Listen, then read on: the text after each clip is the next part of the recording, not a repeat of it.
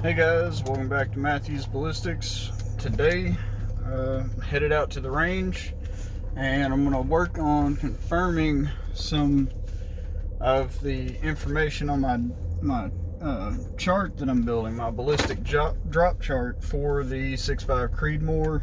And this chart is specifically for the 95 grain VMAX,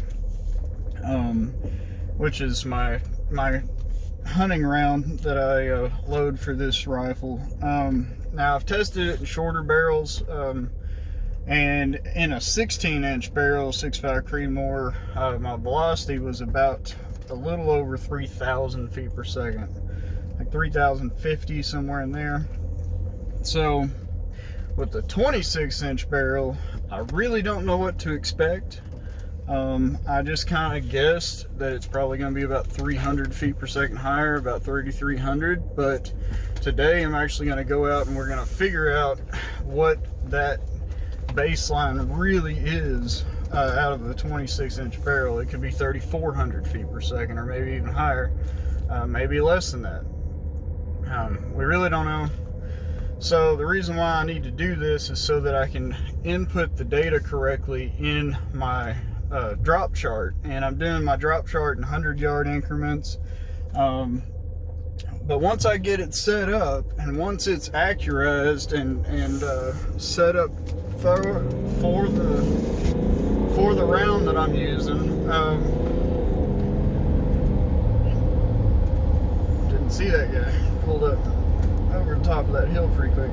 Anyways, so once I get it accurized and get all the information input into it correctly, then that chart will be my reference chart for when I'm out actually hunting, or whatever, target shooting at different distances. Is I'll be able to say, take that chart with that bullet and that load, because I'm gonna load it the same way every time, and it'll have my drop values on there from from 100 yards all the way out to like 800 or 900 yards, maybe even 1,200 for just target shooting. But basically it's going to be a useful field tool, because you're not always going to have access to a computer, like have access to ballistic software out in the middle of nowhere, where you can say, oh, well, my rounds are running this velocity, how much drop is it going to have at 560 yards or something? You're not going to have access to be able to solve for that. So building a drop chart that you carry with you, just an analog drop chart, will get you pretty close. So there are some calculations and formulas for like, say, instead of it going from, my drop chart's going to be in 100-yard increments, so I got a target at 563 yards. Well, there's a pretty easy way to interpolate and figure out the in-between drop between 500 yards and 600 yards, where that 563 yard mark is. Because your drop is gonna, there's a pretty good drop in that range, or at that range, so you'll be able to use a pretty quick formulation, which is more or less a percentage of the actual drop. Say it's 63% of the drop at 600 yards. It's kind of the way it is, or 63% of the drop between 500 and 600. So say it drops 2 minutes of angle between 500 and 600 yards, 63% of 2 minutes is going to be, give or take, like 1.4 minutes of angle, somewhere in there. And that'll get you, it's not 100% accurate, but it'll get you pretty accurate, pretty damn close to where you want to be at 563 yards. So keep that, build the drop chart up on a range, and then keep that with you at all times, or with the rifle that it's set up for, and with the bullets that it's set up for. See, because I'm also going to have a drop chart that I'll be building for the 6.5 Creedmoor with 144 grain Lapua FMJ. And the reason why I'm going with that FMJ is because I want it to be able to run in my 6.5 Creedmoor AR10 upper, because the sharp pointed ballistic tip rounds and hollow point rounds, target hollow points for 6.5 Creedmoor, I found they run they'll reliably run about, I don't know, 70% of the time in the AR, maybe 75% of the time. Inadvertently, one of them is going to jam, where that ballistic tip is just going to grab on the feed ramp at some point, and it's going to stop the rifle from running, and it's going to jam up, failure to feed type of deal. So, and it typically will damage that ballistic tip when it does that, and it will actually most of the time shove the bullet into the casing, which is not a good situation to have, because it causes pressure issues and whatnot. So I'm going to go with the F&J because it's a little bit more blunt and smooth on the tip of it, and I think that it will have a better reliability feeding in the AR. And then also, because it's like a match grade F&J for long range target shooting, it has a pretty high ballistic coefficient. It's 0.636, where the G1 is 0.636. The G1 of the 95 grain VMAX is 0.395, so it's pretty, or 365, sorry. So it's pretty low. It's not really optimal for real long range, but because of the velocity that it comes out of the barrel, it does have a decent range, where you can get it out there to 1,000 yards if you want to, before it goes subsonic. But the other round with that 636, the FMJ, it'll easily get to a mile before it hits that subsonic zone, at about 2,900 feet per second, 2,850, 2,900, which is what I'm expecting to get out of it with the 26-inch barrel. So yeah, there's a lot that goes into this. It's a lot of, once you get it figured out for one temperature and one load and stuff, you can easily change it and for each different temperature. But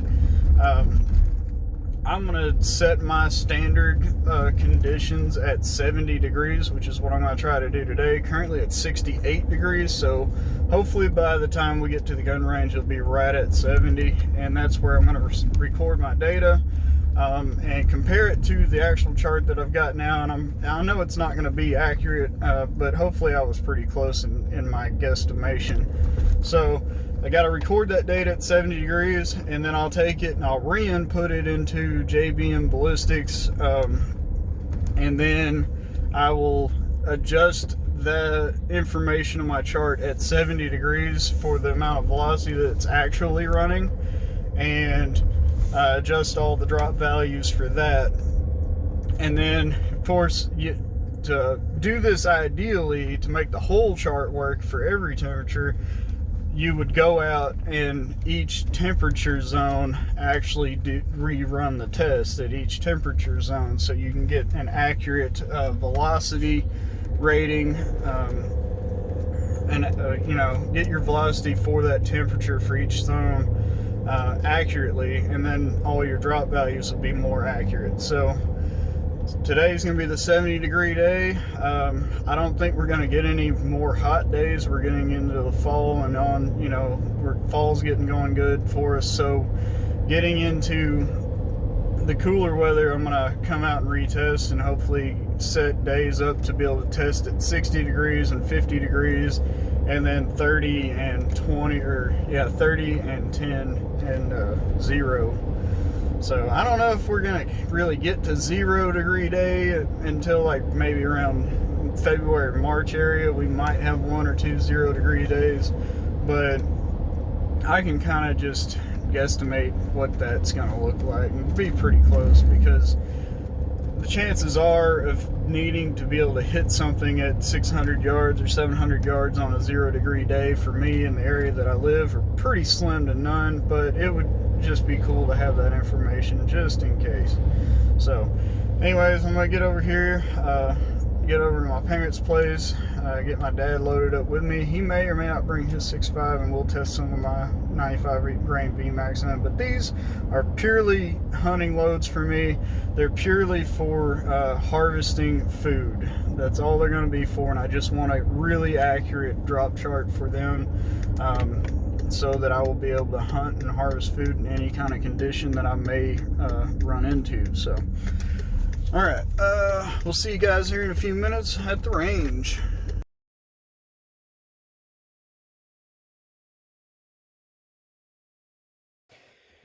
All right, guys, so it's been a couple days, but here I'm going to go over the target results and my chart results from Monday. So, actually, it's just been, we shot yesterday, so yesterday, Monday. All right, so originally I guesstimated that the muzzle velocity was going to be 3,300 feet per second, which I showed on my ballistic chart right there at 3,300 for 70 degrees. This is my version 1 chart. And I went and shot and recorded 10 rounds of ammunition. It was important to note that the 2 rounds that shot over 3,400 feet per second, one was Aguila and one was Winchester, and those had noticeably less case volume. So it only makes sense that with less volume in the case that the pressure was actually higher in those cases, and therefore we got a little bit higher velocity. But other than that, if I eliminate those 2 cases, I got an average of 3,371 feet per second with an extreme spread of 45 feet per second. So at 3,371, I had to resolve for my 0 and re-0.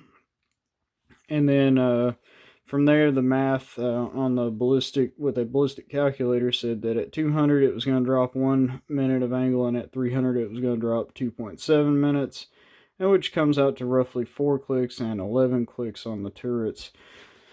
So, and also going into version 2 of my chart, this guy here, also eliminated the 110 degree column. I just feel like probably am not gonna find myself shooting in 110 degrees. But I redid the math and the estimations for the other velocities. So at 3,371, you can kind of go back and look, but the velocities are a lot higher, estimated based on, for temperature conversion. And it actually extended the range a little bit further, which is nice. But when I get to looking at the targets, I'm going to show you how that, even though on paper it looks like it'll shoot further, we're actually seeing that I think maybe these bullets are flying a little too fast, and they're either deforming in flight at these speeds, or the polymer tips are melting or something, but something's causing them not to group past 100 yards. So, getting into the first target here, this is where I was trying to zero these and get it zeroed good, and I had a couple flyers, so I ended up shooting more rounds than I wanted to confirm 0, but my last 5 shots were right here in this area. So there's 4 shots in this tiny little hole here, and then 1 down below it. So that was my last 5 shots at 100 yards. So not bad. That's pretty small. We're talking, that's about, I don't know, a quarter-minute group probably, or maybe a little bigger, 0.3 or 0.4 minutes. So not too bad. But getting my group over to where I wanted it was kind of a little bit of a struggle that day. We were actually fighting quite a bit of wind. We had a constant breeze that was going between 6 and 10 miles an hour, and then we had some gusts going upwards of 20. So we had some times during the day where the results were just kind of inconclusive because of that. Even only shooting 100 yards, these really light 95 grain bullets were getting pushed around pretty good. So anyways, moving on to my 200-yard target. Immediately started grouping over here to the right. Not sure why it was grouping right, but they all seem to be grouping a little right. And even at 200 yards,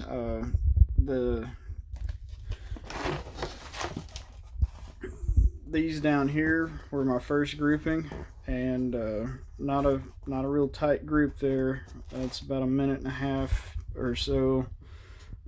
Well, probably not. I'd say that's about a 1 minute group, so roughly 2 inches at 100 yards.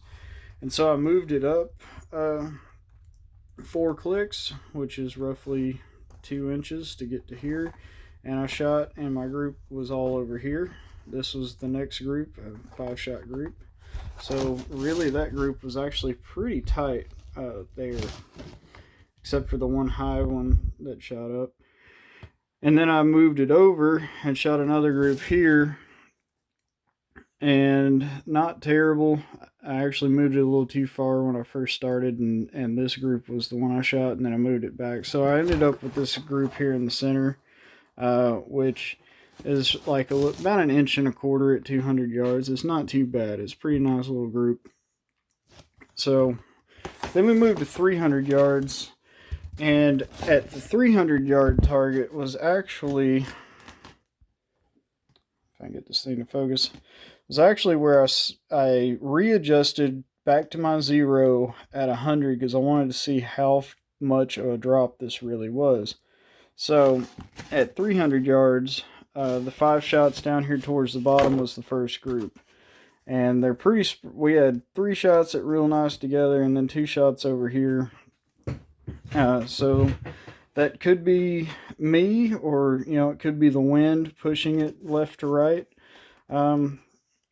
But if we measured, and it's supposed to, if I can get this thing to work right, at 300 yards, I was expecting from center, it should have dropped about 8.4 inches, but it didn't quite drop that much. It dropped more like 7.5, which is weird. So when I resolved and brought the group up, look what happened. I ended up shooting high by right at 2 inches or 2.5 inches high. So then I kind of kept playing with it, and the wind started really bucking the rounds around. So at 300 yards, we didn't get, this was the best group, which was it was those 4 and this guy, this one in the black. So at 300. So I'm wondering, because these bullets are supposed to have a ballistic coefficient of 0.365, right? And both the Hornady calculator and JBM Ballistics that I used, they both gave me the same drop result. It was going to be 8.4 inches at 300 yards from a 100-yard 0 based on the velocity that I'm running and my atmospheric conditions. But they didn't drop quite as much as what they said they were supposed to drop. They actually flew a little higher. So I think part of that was because during most of the day, we actually had a tailwind behind us, coming from behind us and going down the range. And that was our constant wind. It was constantly about 6 miles an hour, give or take. And then occasionally we would get a gust going across the range, and it would gust up to 15 to 20. So maybe that had something to do with it.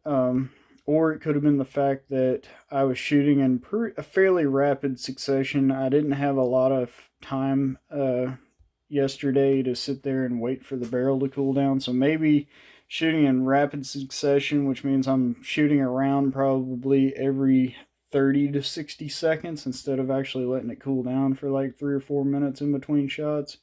And the chamber could have been getting pretty hot, which heats your powder up and causes your bullets to fly even faster. So my velocities, you know, even though I got a real nice average and out of a 10 shot group at 3371, by the time, you know, we got on our 300-yard target, I had already had 50 rounds through the barrel at that time. So at that point, it was probably pretty hot. And, you know, and it wasn't one of those deals where I went and set up a target and then, you know, once I got done shooting that target, I went and took it down, set up a new target, and really gave my gun about 10-15 minutes to cool off. I set up all 3 targets at 100, 200, and 300, and really didn't give it much of a chance to cool down, and then I collected the targets afterwards. So the barrel was pretty warm, and that could be the reason why it shot higher than what the ballistic data showed. So I'm not really going to mess with it much. I'm not going to try to guesstimate and correct the ballistic coefficient for that.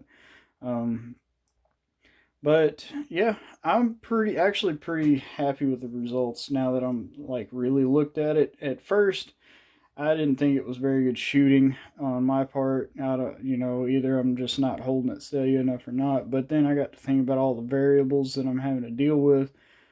It's not bad. That's a light bullet for 6.5 Creedmoor. It's 90 grains. It's got a ballistic coefficient of only 0.365, so it doesn't buck the wind as good as, you know, a normal long range bullet would. But of course, I'm just going to use this for a hunting round anyway, so hopefully in the future, I'm hoping this weekend I'm going to take out a few more rounds and test them, and hopefully it stays. It's showing it's probably going to be a 60-degree day on Monday to go test in the 60-degree zone on my chart. What I'm talking about is 3371 is my baseline, right? This is, if I can get this thing to focus. Anyways, 3371 is my baseline. So if I can go out on a 60-degree day and check the velocity, and hopefully it's pretty close to this. If not, that's what I have this down here for, is I'll go back into the Excel program, and if it's a different velocity than that, if it's a lot different, then I'll put that in there and put the date and the barometric pressure and all that, and then I'll correct it for that temperature. But it's important to do this all at the same altitude region at least, and important to do it on days that hopefully there's not a storm coming in, or you know, or one leaving where the barometric pressure is going to fluctuate a lot, so that your calculations are pretty correct. For those wondering where I'm getting my temperature estimations, if you look up muzzle velocity temp curve, Rex on his channel, he did this chart, or this, I don't know exactly where he figured this formula up at, but he's got this deal for, it goes from 0 to 100 degrees, and tells you based on a 70-degree temperature, if you have your muzzle velocity at 70 degrees, it basically tells you how much to add to it to get your muzzle velocity at different temperatures. But so that's what I'm basing this off of. So now that know that my gun shoots 3371 at 70 degrees, now I've got to go out and test it at 60 and 50 and 30, and, you know, or 80 and 90 and 100. So this chart will take probably a solid year to really get it lined out. So anyways, I just wanted to get into that. Sorry I didn't get to film any actual shooting. It was kind of busy at the range, and there was actually a couple other people that were doing basically the same testing I'm doing, but they were actually using they had an ATN scope that did all the calculations for them. I'm building drop charts so that if I don't have that ability, don't have a computer anywhere, at least I know that, like, I've got some real concrete data that I can go off of and be able to use effectively. So anyways, hope you guys enjoyed watching this, and we'll see you next time in the next video.